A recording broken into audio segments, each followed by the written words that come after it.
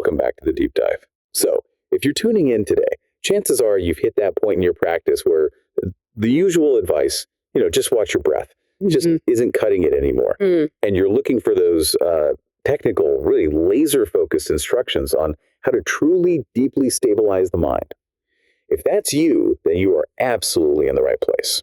Today, we're on a very specific mission. We're going to try and decipher one of the most precise, I would say almost surgical, canonical instructions for breath awareness, or Ānāpānasati. And it comes from the Venerable Sāriputta. Right. Who was not known for vague generalities. Not at all. He taught blueprints, not feelings. So this deep dive is all about the structural mechanics of what we're calling immobile awareness. It takes us way beyond just relaxation and straight into the actual mechanics of liberation. Okay, let's unpack this then. Our source material today is centered on Sāriputta's really famous tree and saw simile. It gives this, as you said, surgical methodology for focusing on the breath. It does. And the mission, as the source material lays it out, is to understand how three, colossal achievements, Padana, Payoga, and Visa, can all be realized at the same time by a mind that is just singularly focused. And crucially, without the mind scattering, without vikipa. And that's the central puzzle, isn't it? We usually think of these things, right effort, Padana, right application, Payoga, and, liberative progress, Visesa. We think of them as sequential, like a checklist you work through. One after the other. Exactly. But Sāriputta's instruction implies they're all linked systemically. They have to be the functional consequence of one single unwavering action. The moment you get genuine stillness, the system just automatically starts generating its own effort, abandoning defilements, and dismantling those deep latent tendencies. We're looking for the one key that turns the whole engine on. So the key question we're trying to answer for you today is this. How can these three profound and really seemingly separate states become known and experienced and fulfilled without you having to make them separate objects of attention? How does it all happen when the mind is fixed on just one single thing? Okay, so let's ground ourselves in this central analogy. It sounds so simple on the surface, but it's incredibly deep. The Pali passage starts out, Siyatapiruko semibhumya vinikito. Which means just as a tree is placed on level ground. Right. So a tree, a ruko, is firmly planted. A man comes along and starts to cut it with a saw, kakachina chindeya. Now, this is where it's interesting. The instruction zooms in completely on the man's attention, not his physical labor. It's the ultimate instruction on focus. The text is so clear. It says the man's mindfulness, his sati, is established only on the exact point where the saw teeth, kakiganatana hani, touch the tree. That tiny point of contact, that's his entire universe of attention. Everything else is just background noise. So he's not looking at the whole tree trunk. He's not thinking about how much work is left. He's not even admiring his saw. He's just fixed on this microscopic, constantly renewing point of friction. But then comes the really radical part, the part that I think goes against how a lot of people are taught to watch their breath. The man does not attend to the saw teeth that have already passed. And he doesn't attend to the teeth that are still to come. Yes. Naagate magate kakakatante manasi karoti. That single phrase holds all the structural genius of the method. He does not give attention, manasi karoti, to the coming or the gone teeth. And the saw teeth are the breath. If the saw teeth are the cycles of breath, the in and the out, then this instruction explicitly forbids the common practice of, say, following the breath down into the abdomen. Or tracing it through the body. Or following the out breath as it leaves the body and dissolves. That would be attending to the gone and coming teeth. Sāriputta is demanding absolute immobility of attention. Okay, wait, let me put a little friction in here, because this is where I think a real practitioner can get confused. If you tell me, don't attend to the past breath, don't think about the future breath, doesn't that take a huge amount of force? Like, aren't I just constantly fighting the urge to check if I'm still breathing? That is an excellent point, and it's the perfect setup for the crucial distinction the text immediately makes. Sāriputta isn't teaching you to fight a battle. He's teaching you a mechanism. The text adds, yet the past and future teeth are not unknown. Aviditana honti. Okay, so what is the real difference between not attending to manasi karoti and not unknown aviditana honti?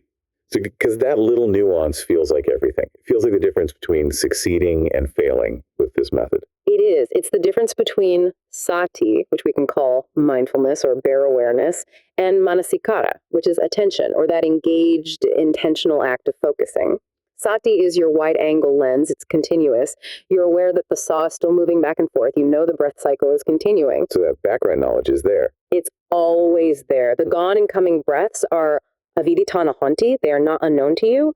But, and this is the key, the conscious, focused, intentional spotlight of your mind, your manasikara, is fixed. It's motionless. It's singular. I see. Okay. Yeah. So Sati is the wide-angle shot that just maintains continuity, but Manasikara is the tight, fixed spotlight. And you're keeping that spotlight absolutely still on the point of contact, even while the thing moving past it, the breath is changing. You've got it. And if I move that spotlight, if I follow the breath, then I'm engaging Manasikara with the past or future. And that's the thing that causes the scattering, the vikapa. Precisely. So to map the simile out completely, the entire breath cycle, the asasa pasasa, those are the saw teeth. The tree is your whole body-mind system. And the one point of contact you are absolutely locked onto is the nostril tip, the nasikara, or maybe the upper lip, the mukanimet. Yeah. That is the cutting point. So the actual practical instruction is absolute fixation. As a meditator, you are not chasing the in-breath into the lungs. You're not tracing its path. You're not following the out-breath as it fades away. You keep your attention right there, glued to that single millimeter of skin where air first makes contact. It's the ultimate expression of Fasasati contact-based mindfulness. Think about it. If you allow your attention to move, you introduce movement into the mind itself. And any mental movement consumes energy and provides the construction zone for discursive thought to arise. Right. But when your attention is truly motionless, fixed on that one point of contact, you're starving the mind of its usual fuel, which is this narrative loop that relies entirely on tracking sequences in time, what just happened, what's about to happen. That sounds, it's almost the exact opposite of how we use our minds in daily life. We're constantly tracking, comparing, predicting. So to consciously stop all of that and to reduce the entire vast experience of breathing to just a single tactile point of friction, that has to be the necessary first step for these big results Sāriputta is promising. It is the operational necessity. The difference between fracking the whole breath, which keeps the mind relatively coarse and active, and focusing only on the point of contact, which makes the mind microscopically subtle, that's the difference between just getting a little bit calm and actually triggering the mechanics of liberation. The moment that spotlight of attention becomes truly perfectly immobile, the profound consequences they begin to cascade. Okay, so this is where the practice shifts from, just a method into a kind of alchemy. Once you meet that precondition, the text says the practitioner's energy is aroused, arahavariyasa, then this single immobile point of attention automatically starts to produce these three incredibly powerful results. And in Sāriputta's vision, they're not goals you strive for later on. They're immediate systemic consequences of getting that first step right. You can really see it as a chain reaction. When all your energy is focused right there, instead of leaking out through mental movement, the whole system becomes hyper-efficient. And the very first natural outcome of that efficiency is pahana, which is often translated as right effort. I want to dig into this definition of pahana, because it really seems to fly in the face of our normal idea of effort. The definition given is, for one whose energy is aroused, both body and mind become workable. Kamani hoti. What on earth does workable mean in this context? It means pliable, serviceable, ready for action. Imagine you're trying to sculpt with a block of cold, stiff clay. That clay is not workable. It resists you. Right, it fights back. It fights back. In the same way, if your body is tense and fidgety or your mind is rigid and full of resistance, they are not workable. But the moment your attention stabilizes perfectly, because it's no longer chasing the past or future, the body and mind just automatically relax into this pliable, ready state. So the stability itself causes the pliability. The effort becomes effortless because the act of stabilizing removes all that friction of subtle seeking and resisting. Exactly. When we do a lot of common concentration practices, there's often this feeling of forced effort. You're constantly pushing, trying to hold your focus. That burns through psychic energy. It's exhausting. It's exhausting. Sāriputta's method conserves energy. Because the attention is fixed and unmoving, that subtle expenditure of energy you use for anticipating and remembering just stops. The system finds its own equilibrium and it becomes kamanya. This effortless effort sustains itself, and that is the absolute necessary threshold for entering the jhana states. That's a complete reframing of effort. It's not about how hard you're pushing. It's about how much psychic energy you stop wasting on useless mental movement. Okay, so that brings us to the second result, payoga, or right application. And this one immediately gets to the core frustration of almost every meditator. The wandering mind, discursive thought. The definition says, for one whose energy is aroused, defilements, upakilesa, are abandoned, and discursive thoughts, vitakka, are calmed. Vipasamanti. Vitakka vipasamanti thoughts are calmed. Again, the mechanism here has to be non-suppressive, right? Otherwise, that calmness isn't real. It's not sustainable. It is entirely non-suppressive. Suppression is like forcing a lid onto a boiling pot. It takes a ton of energy, and eventually it's going to explode. Sāriputta's method, in contrast, just turns off the heat source. How? Well, wandering thoughts, these vitakka, they absolutely rely on sequential time. They feed on memory loops about the past and anticipation loops about the future.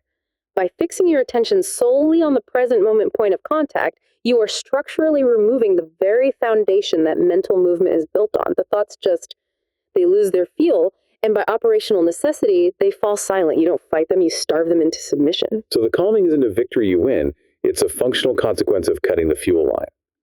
And this starvation mechanism then leads to the third and really the highest result. They say it's a liberative distinction. Progress. This is the plate that confirms this whole technique is fundamentally about liberation, not just, feeling calm or managing stress. The definition is sweeping. For one whose energy is aroused, fetters, sanyojana, are abandoned, and latent tendencies, anusaya, are brought to an end, yanti-hanti. Okay, so now we're moving from just calming the busy mind to actually dismantling the chains of rebirth. The fetters, the sanyojana, those are the grosser bonds, right? Like identity view, doubt, things we can recognize. Yes. But the anusaya, the latent tendencies, those are far, far more subtle. And what are they exactly? The anusaya are the deep sleeping potentials for suffering. They're the latent lust, the latent aversion, the latent conceit, the latent ignorance that are embedded in the very fabric of how we perceive the world. And the fact that the destruction of these deep roots is listed as an automatic result of fixed point awareness, that tells us that this technique cuts directly to the fundamental conditions that allow these tendencies to even exist. It's a systemic fix. It ensures that the very roots of suffering are deprived of the environment they need to survive. It sounds like what Sāriputta is really saying is, get the attention fixed perfectly, and liberation will literally take care of itself. That is the ultimate conclusion. If that first step, truly immobile attention, is performed flawlessly, the subsequent results are, from a functional standpoint, guaranteed. Okay, let's go a bit deeper into the mechanics of this. How does this simple act of immobility trigger these profound states of concentration, the jhanas? We mentioned earlier that if your attention moves even a little bit, say, you follow the breath into the body, energy gets used up and discursive thought, vitakka, and vichara comes back online. Why is that movement so destructive to the process? Well, think of your mind as a massive processing engine. Every time your attention moves, it's like you're launching a new subroutine. Movement activates the mental habit of labeling and comparing. Was that breath long? Was that one short? Is my concentration better now than it was a minute ago? Right, the inner commentator. The inner commentator. And that comparison is the seed of judgment. And judgment is the beginning of a whole narrative loop. Sāriputta's method enforces stillness. And that effectively pauses the entire fabrication process. When you're watching only the touch point, the mind becomes immobile. And that forces vitakka and vichara to just cease their conditioned function. So the movement of attention is functionally identical to the production of thought. If you stop the movement, you stop the thought at its source. Precisely. You don't suppress the thought, you just remove the necessary condition for it to arise in the first place. That stillness, that intense focus on the singular phasa, the point of contact, that is the direct on-ramp to the jhana gradient. We can actually map out how this fixed contact awareness takes you through the stages. Okay, do it. Start from that moment of perfect stillness. All right, so first you have fixed contact awareness. This is what we call access concentration. The mind has finally locked onto that one microscopic point. The whole system becomes pliable, kamaniya. Thoughts slow way down, they retreat to the background. Your entire mental landscape just simplifies.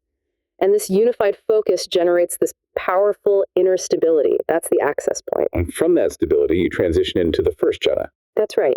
Here, the stillness allows the mind's attention to become completely unified. Now, vitakka and vichara gross thinking and discursive thought are still technically present, but they are stabilized. They are fixed entirely on that one object, the Nostril-Point. They can't wander. And that stability allows these powerful mental factors, piti, which is a kind of rapturous joy, and sukha, happiness, to just flood the system. This is the fulfillment of payoga, where gross thinking subsides and the defilements are temporarily washed away by the power of unification. And if you can maintain that perfect fixation, eventually the thought process itself has to stop completely. That would lead to the second jhana. It has to. The constant subtle friction of even just holding that initial thought object, it falls away.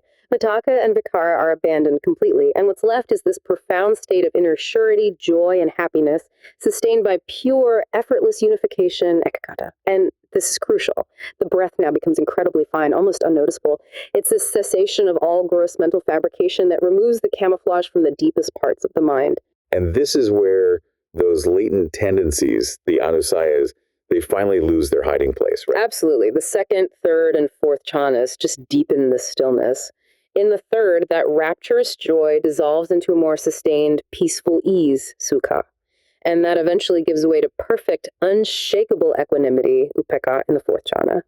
The mind is so stable, so fundamentally without any movement, that the anusayas, which need movement and engagement to wake up, are just left exposed. Let's spend a minute on these anusayas because they're a key concept.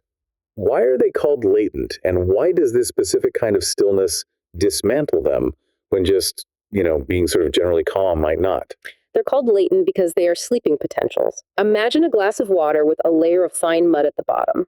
If you shake the glass or even just stir it gently, the mud, which represents the gross defilements like anger or greed, it becomes highly visible. The water gets cloudy, but even when the surface of the water seems calm, if you look really closely, the mud is still there, just resting at the bottom. The anusayas are that sediment. The latent potential for lust, raganusaya, the latent potential for aversion, payunusaya, and so on. And what is it that normally keeps that sediment hidden, or at least resting at the bottom? Movement. Even the slightest tremor of attention tracking the past, anticipating the future, is enough to keep the water subtly stirred. It allows the anusayas to stay just below the threshold of direct experience, but they're always ready to rise up the moment the right stimulus comes along. Sāriputta's method of immobile attention is like placing that glass of muddy water on a perfectly solid, vibration-free surface. All movement stops. So the total lack of movement, the complete immobility of attention, it forces the anusayas to surface, but not as an act of defilement, like a burst of anger. It surfaces as just bare potentiality, which can then be starved. Exactly. Craving and aversion cannot function when there's no movement for them to attach to. They lose their structural habitat. Since the mind is fixed on a single, neutral, tactile point, there's no opportunity for these latent tendencies to attach, to compare, to proliferate. So the destruction of the anusayas isn't an aggressive act of insight, it's an operational necessity brought about by perfect stillness. The ultimate distinction, the visesa, is a result of simply denying the conditions for suffering their very existence. Okay, this is where we move into the most conceptually dense part of this whole model. Sāriputta's instruction on immobile awareness isn't just an advanced samadhi technique. It's a method for taking control of the fundamental process of dependent origination itself, specifically by isolating consciousness, or vijnana. That is the deepest possible reading of this text, and I think it's the correct one.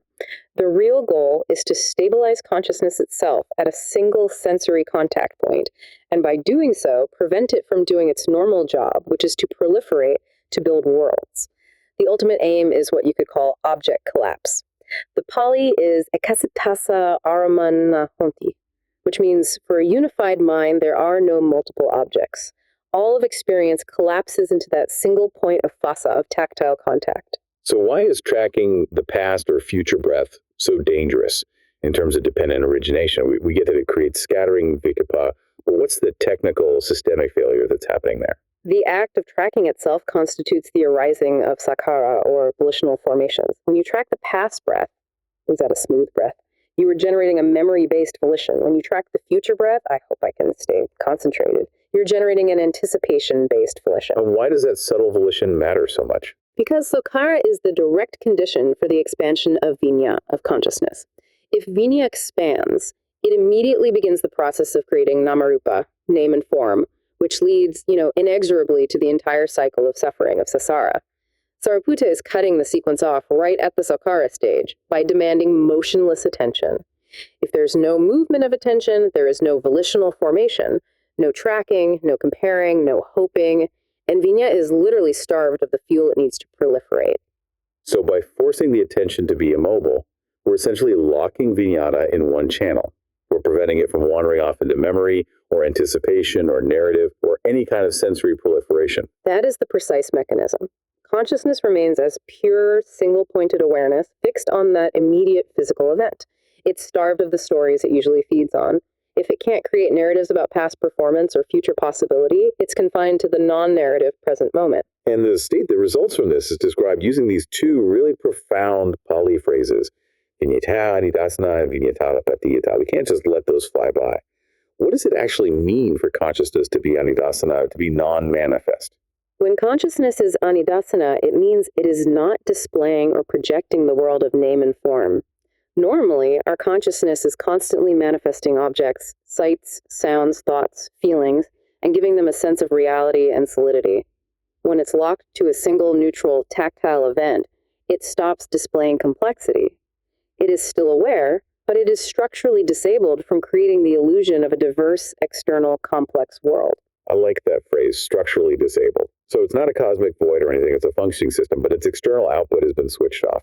And what about apatitita, non-established consciousness? That means consciousness isn't taking root or establishing itself in a new field of experience. Every single time you track a past memory or anticipate a future goal, vinyanta takes root in a new object, a new thought, a new feeling, a new sense of identity. By refusing to move attention, Sāriputta's method ensures that vinyan is not allowed to land, to take root, or to start building namarupa all over again.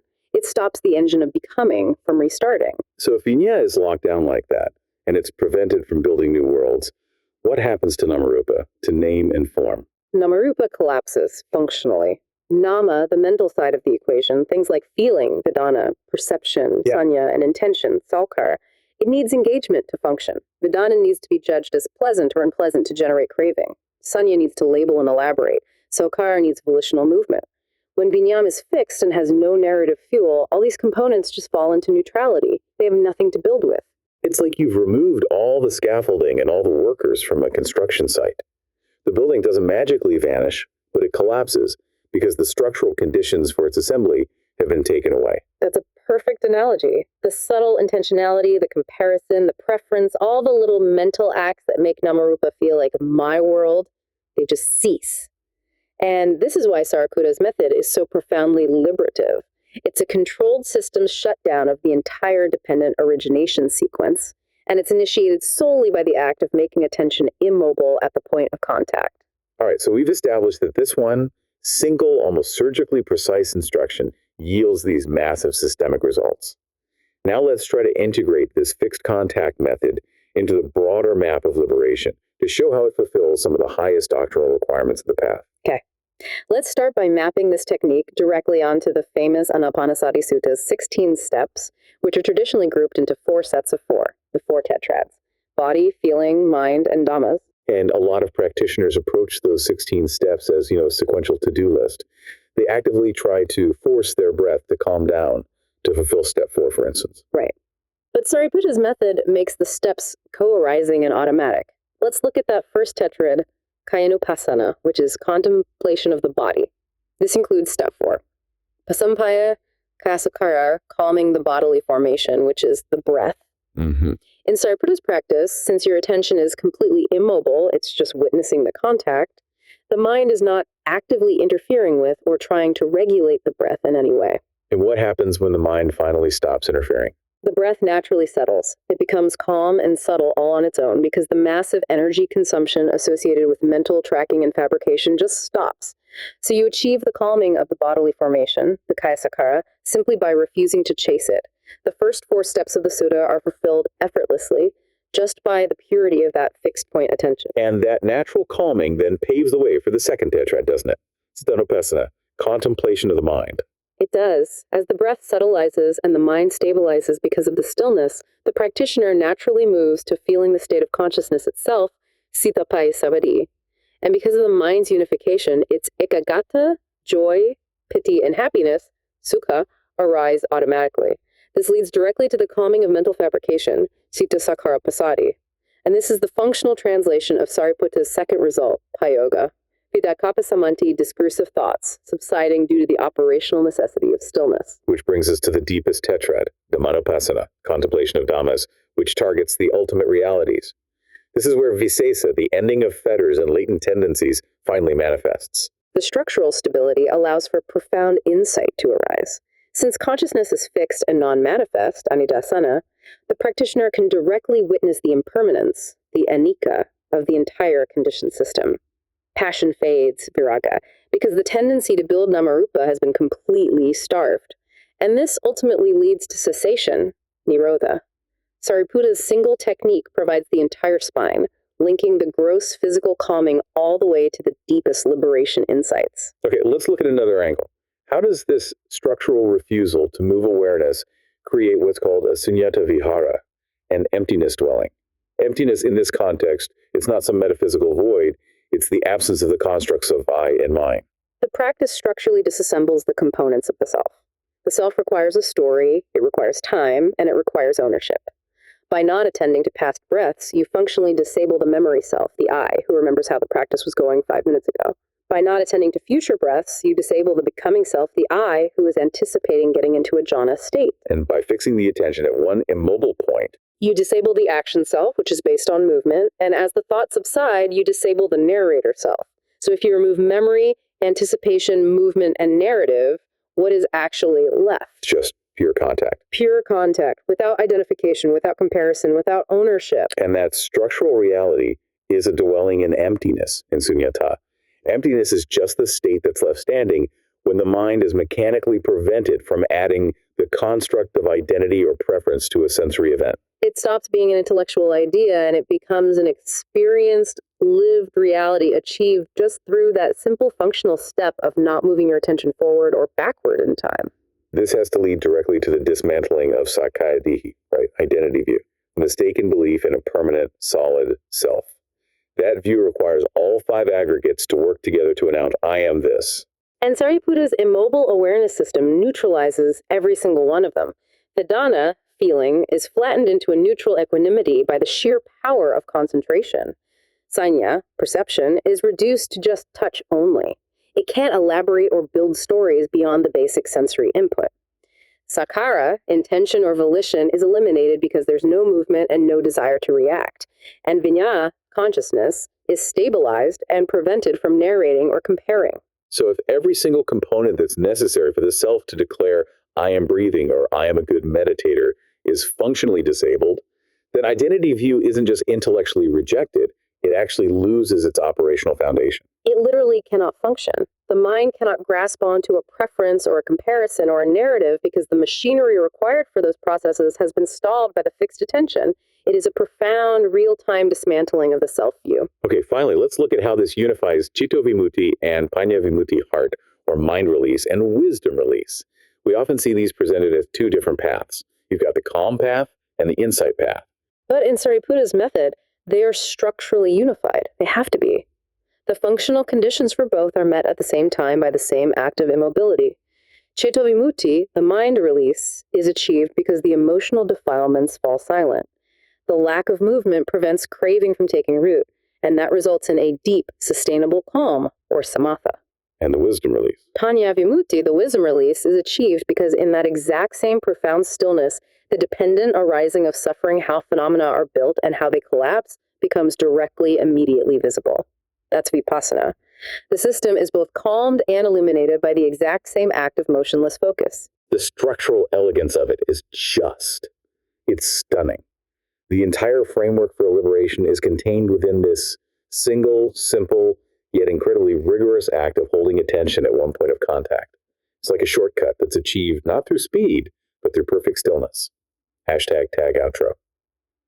This has been a necessary, deep, and really surgical exploration of Sāriputta's mechanics. I think the core insight we've really uncovered here is that liberation isn't some mystical achievement, but it's the inevitable, almost mechanical outcome of holding your attention perfectly still. By refusing to let your attention track the past or anticipate the future, those gone and coming saw teeth, you stop the fundamental engine of suffering from proliferating. The effort you expend just becomes the effortless maintenance of stability. The one-line reality that I think we have to carry forward from this is simple. This is not just a method for watching your breath. This is a precise operational command for withholding consciousness from building a world. You restrict viññā to its most primal, non-narrative function, and you prevent it from ever taking root in future fabrications. So our final provocative thought for you to carry forward is this. If simply stabilizing your awareness at a single microscopic point can lead to the structural collapse of your most deeply embedded latent tendencies, the anusaya, the most subtle drivers of all your suffering. What does that tell you about the foundational fragility of your normal, constantly shifting mental world? What complex narratives, what subtle self-stories are you sustaining right now just by allowing your attention to track the past and future breath? Reflect on that concept of vinyasana non-manifest consciousness. Consider the profound power that lies in defining your reality, not by what you see or what you think, but by how you choose to attend to a singular, momentary point of touch. The practice itself defines reality. Thank you for joining us for this deep dive.